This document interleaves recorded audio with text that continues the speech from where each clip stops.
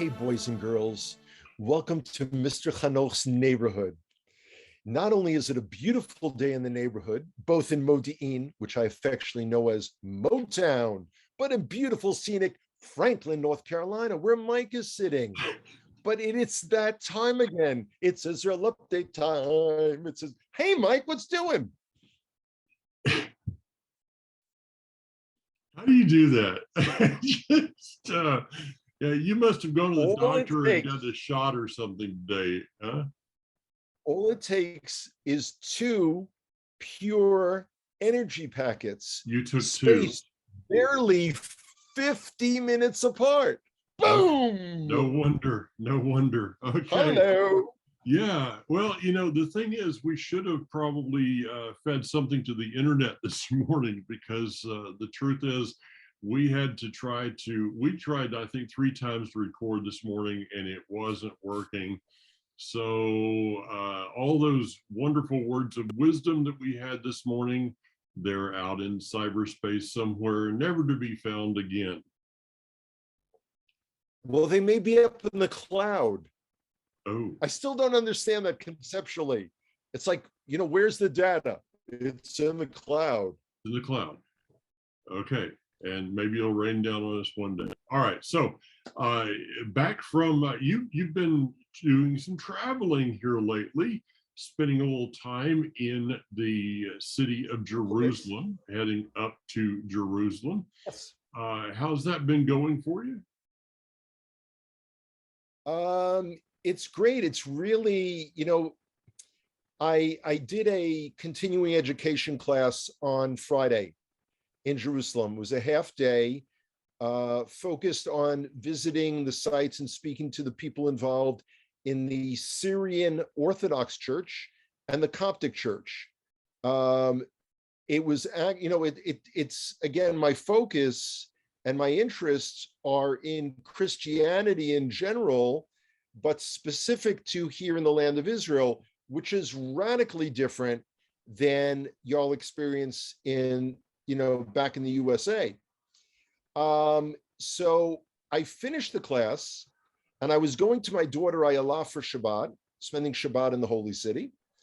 And I made a big mistake, big judgmental error. I went to the shuk at 1:15 on a Friday. Ooh. Bad. No, not bad. It was bad. It was wall-to-wall people, which is good on the one hand, but on the other hand, it was, had to fight my way through the crowds.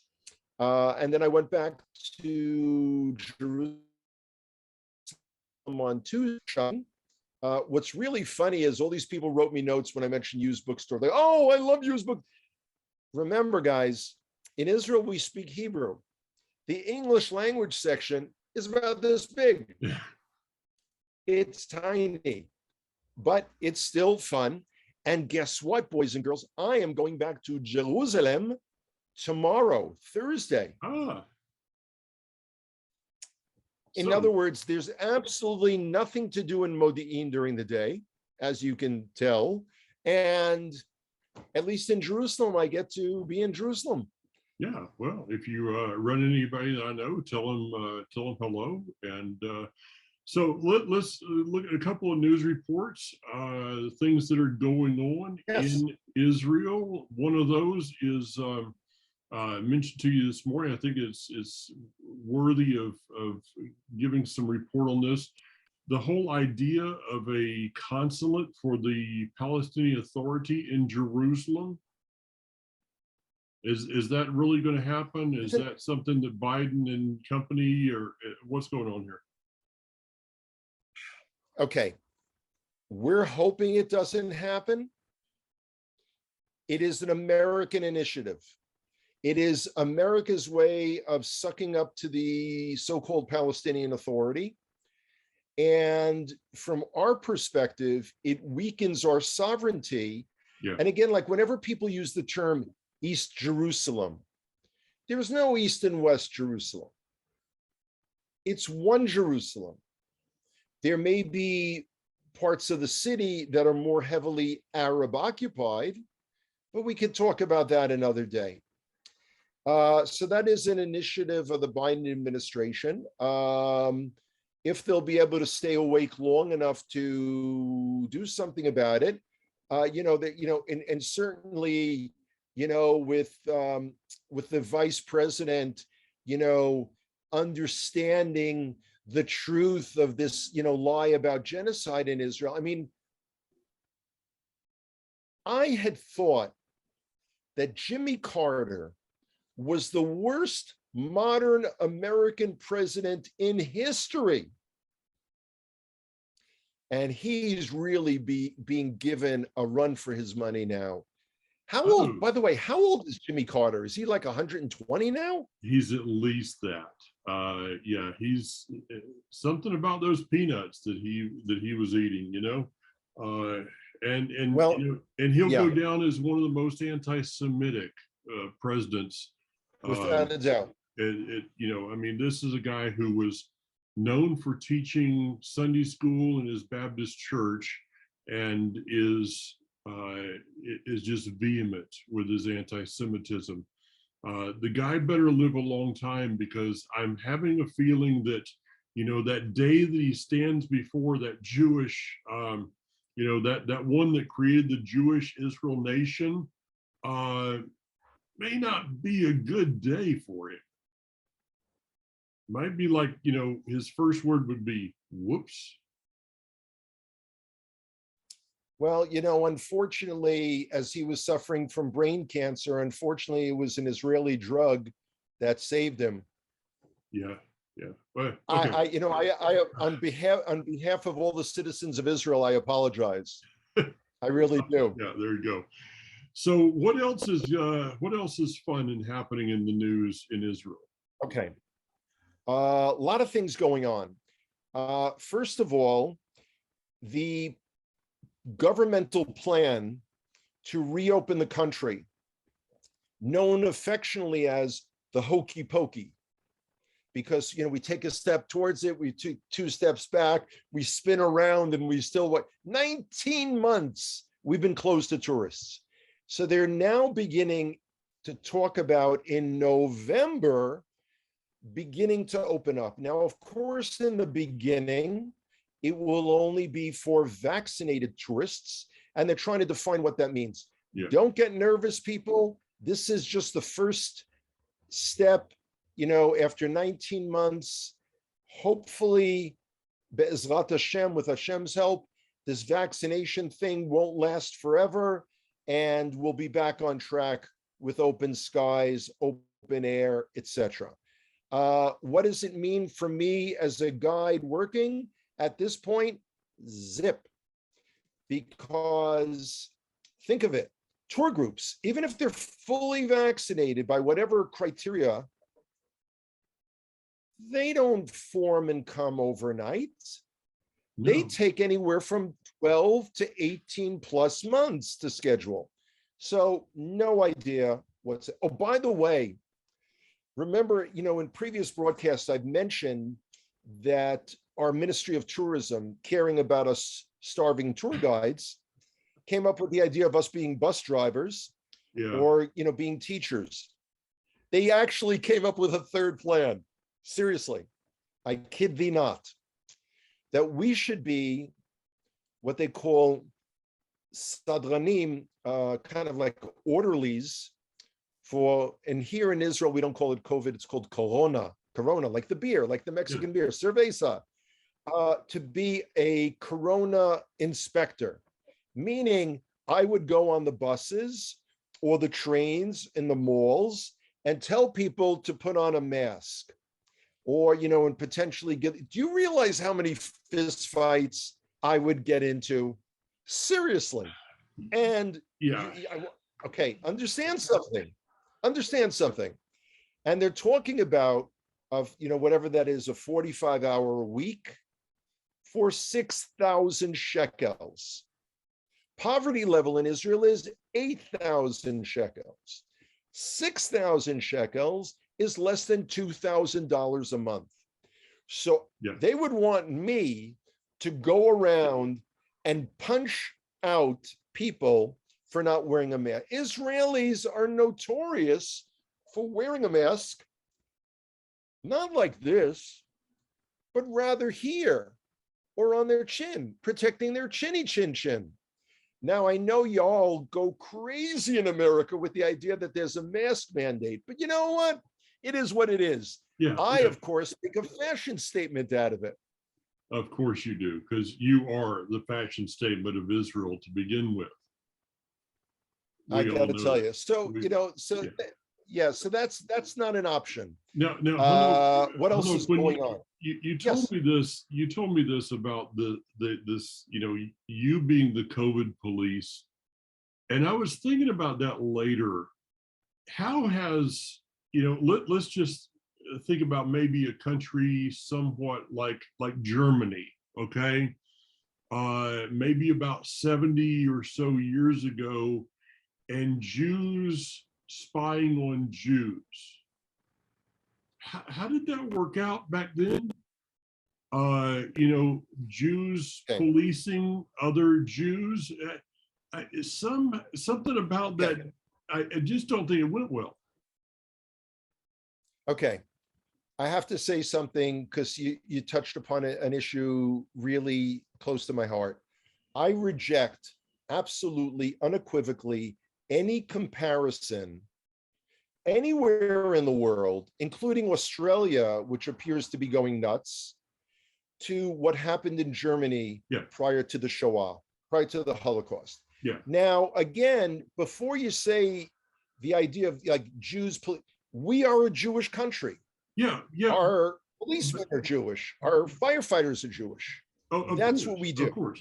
And I'm not, I Now, mean, maybe the comparison's not real accurate, but this thing about developing a kind of there's just something about it, Hanok, that strikes me as not right. There's something here that's an underlying, and I don't know really how to explain it, but there's this like underlying thing. I keep thinking about how, these different society things, this whole, and maybe maybe I'm taking some of the things that are going on in America and overlaying it into Israel. But see, here, I think so. Maybe so. We've got a different situation. Yeah, maybe so. We've got a very different situation. But see, here, everything is so political. And and I apologize for the reference there, but in America, what's happening is that people are being asked to rat out their neighbor over things. We don't have that here. Okay. I mean, okay. it's a really interesting situation. I hear from you and from others about things in America, different places in the country, and I'm left scratching the back of my head because I don't get it. Yeah. We don't have anything like that. I mean, there are things, here's a funny example. It took me a year to figure out who Karen was. Remember, there was a big thing in America all of a sudden. She's a Karen. They're a bunch of Karens. Who's Karen? What's going on? It's like, with Brandon, who's Karen? Who's Brandon? I don't know these people. I haven't been in America in 2 years. I don't know these people. Anyway, let's get back to Israel because we've got things going on. Yeah. It's Cheshvan. And yesterday, we began including in our tefillot, in our prayers, the prayer for rain. We're no longer in the season of praying for tal, dew, but rather for rain. So that's cool. Yesterday was Yom HaAliyah, the day commemorating all the Olim, the immigrants to Israel. Now, it's not a real holiday. No one does anything. No one pats you on the back and says, way to go, Chanoch. And the irony is, the majority of Israelis are not immigrants. They were born here. Yeah. Native born Israelis. So it's an interesting thing. That's one element. The other thing is there's still people writing me saying, so are you guys inundated with Jews from all over the world coming on Aliyah? And the answer is no. No. Now, there was an article the other day. Remember, I told you I'm going to help people kind of read the news behind the news? There has been, they said, Aliyah has increased 31%. That's compared to 2020. Okay. 2020, Ben Gurion Airport was shut down much of the year. Oops. Compare it to 2019, and the numbers are pathetic. But you keep hearing Jews are going to come. I don't believe it. Ain't going to happen. What else? Oh, 7-Eleven is coming to Israel. Oh yeah, I forgot all about you saying that. It's interesting because 7-Eleven was, when I was growing up, 7-Eleven was like the convenience store. It's very seldom that in the United States you see a 7-Eleven. But when I was in South Korea, they're all over the place. And now they're going to be in Israel. I mean, you guys will be able to go get a Slurpee or an Icy, whatever it's called now. Well, and that's what I need. I need a really cheap 32-ounce Coke. I need the sugar. Yeah. And I certainly need the caffeine. Yes. Okay. But here's the thing that's interesting. As you know, and people who've traveled around Israel have seen this, we have convenience stores all over the place. They're not, it's not a brand like 7-Eleven, but every gas station has a place where you can go and buy sandwiches and drinks and chips and all. Believe me, I've tried most of the munchy things in our country over the years, without a doubt. Thing that's interesting is 7-Eleven said they'll be bringing food products that haven't normally been available to us Israelis. What that means, I have no idea, but they're going to be closed on Shabbat. Boy, that's even better than Chick-fil-A, huh? Ooh. Well, maybe I shouldn't have said that. Yeah, maybe they'll be importing some things from the 7-Elevens in Korea, like octopus jerky and squid jerky. Oh, wait a minute. I don't think they'd be selling that there. Oh, yeah. I forgot. That's no. Let's hope there's not a big market for that. What else is going on? That'd be in the Mike ones in Pompeo. Tel Aviv. Right. Mike Pompeo came. First of all, I like Mike Pompeo a lot. Mike Pompeo, I think he's got a lot of integrity. Yeah. It's clear he's looking to become the nominee from the Republican Party for the next presidential elections. Think so. How that's going to work out, I have no idea. But Mike has lost some weight. I don't know if he's on the pure products. Maybe he is. Maybe he isn't. But he's looking really good. Now, of course, as you know, he's also the first cousin of two friends of ours. That's true. That's right. Polly Webb and Perry Beth Craddy. Boom. He's their cousin. So that's exciting. I'm really surprised that Pompeo didn't come see you because of that. I'm incredibly surprised too. Yeah. I'm very disappointed.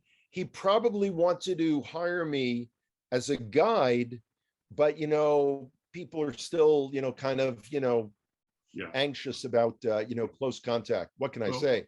Hold out. Maybe Blinken will come over and you can guide him. I got to tell you, I would pass on that. Really. I'm really not interested. Yeah. Here's a guy who hasn't worked a single day in 19 months, but you're like, oh, I'm turning down work. Yeah, right. That's so let's talk a little bit stupid about this. Is as stupid does. Yeah, let's talk a little bit about last Thursday. Oh, yeah, this thing. Let's go back to something and remember last Thursday. But I want to just before we pass over something, you're going to these places and you're talking to Syrian Christians and Coptics. Is that right? Well, it's not that it's a class. It's a continuing Okay. education class. It was just a one-shot deal, Yeah. but it was to find out about these churches and what they have and what's special about them. Okay. But see, when, for many of our listeners, maybe this thing of, you're talking about a Coptic and a Syrian, and we don't have the Church of the Syrian Coptics on every corner here in the United States. All right. No, When this was an eye opener to me when I finally figured this out, that to go to Israel and someone say Christian, if you're in America and someone says Christian, you're thinking, Baptist or Assembly of God or something like that. The mentality of Israelis, that if someone's a Christian, they're a Catholic for the most part. That's kind of the form in their mind. And someone wearing a robe and this cross that's like this big on their chest, and the collars and all those kind of things. I don't relate to those people at all. But when someone goes to Israel and they're, an American Christian, they don't see through the Israeli eyes. See what I'm saying? no. Yeah, no, absolutely. It's not just Catholicism that's big here. And big is a relative term. Christians are a minority here. But the Eastern Orthodox churches, Greek Orthodox, this is Christianity in the Middle East. Yeah. There wasn't a Protestant congregation here until the middle of the 19th century, and that's Christ Church. Yeah. Now, Christ Church is Anglican, which, to define that as Protestant, no, that doesn't really jive anymore. That would not be, Anglican. I've been in Anglican churches in New Zealand, and to define that as Protestant is still a long ways away from what most of us would consider, mainstream Protestant. Right. So here's my point in this. Listen, the yes. average Israeli does not have a clue of who we are, because they're looking at us through a filter of what they've seen there. And the same holds true that most Americans don't really have a clue what an Israeli is, because they're looking at them through the filter of their American Jewish neighbor. Yeah, that's an excellent point. What's interesting is when Israelis hear of Christians in America, the first thought is evangelicals, because it's the evangelicals that bring big missions here, evangelicals that donate money, evangelicals that support Jewish communities in Judea and Samaria. Okay, so that's one piece. Israelis know very, very, very little about Christianity. In the tour guides course, the largest section that we had was 7 weeks, and that was on Christianity, because Israelis are clueless. You have to remember, I grew up in a Catholic neighborhood. Mm-hmm. I grew up in America, or at least in New York City, where, I was exposed to that. Christmas was the big time. We sang Christmas carols in public schools. Remember, Christ our Savior was born on Christmas Day. I mean, this is, again, it was a non-politically correct world. Yeah. Yes, people are clueless, and Christians, even Hebrew roots Christians, are generally clueless about Israelis. There are many times when people write to me when they haven't met me, and then when they see of me on Facebook, they're actually disappointed that I don't dress like a Haredi. I don't have a big black hat, although I do have some Under Armour caps in black. Yeah. I don't have a black robe. I'm not, Well, there is some white in this shirt, but it is camouflage. I mean, they really are, because I don't fit the image that they have of a Jew, let alone a Jew who is shomer mitzvot, who observes the mitzvot. Yeah. So it actually bothers people. People have told me that they're discomforted by that. And I'm so used to discomforting people that, I don't know how to respond to that. Well, you discomforting people is kind of a calling anyway. It's Yeah. Bless my heart. Yeah. Okay. All right. So last Thursday. Okay. Last Thursday, there was the announcement. One of our judges in our high court, what you in America call your Supreme Court, we call the high court. Sometimes their decisions are so not based in reality. We think they must indeed be high when they've issued that, that opinion. This judge said that Jewish prayer quietly on the Temple Mount is fine, the Har HaBayit. Well, the veritable firestorm broke out. Yeah. And everyone then has been, and it's interesting because there have been zero news articles about it since, because the police came, as they always do, because this is a consistent opinion of our high court. There's nothing wrong with Jewish. We're supposed to have freedom of religion, not just freedom of religion for Muslims. Jews and Christians cannot pray on the Temple Mount. Yeah. So the police always come and they say, basically, you're ready to open up the gates of hell to do that. We're busy cozying up, smooching with King Abdullah of Jordan right now. We're trying to, enhance the Abraham Accords. We're trying to keep Hamas quiet, the so-called Palestinian Authority quiet. We're juggling everything. And it's not going to happen. Now, of course, there are some people who attacked me on Facebook when I said that the opinion was rescinded and said, well, I heard. You can hear whatever you want, Buckaroo Banzai, but wait and see what happens. Ain't going to happen. Ain't going to happen. There is not going to be publicly acknowledged Jewish prayer on the Temple Mount at this time. No, not until the next World War.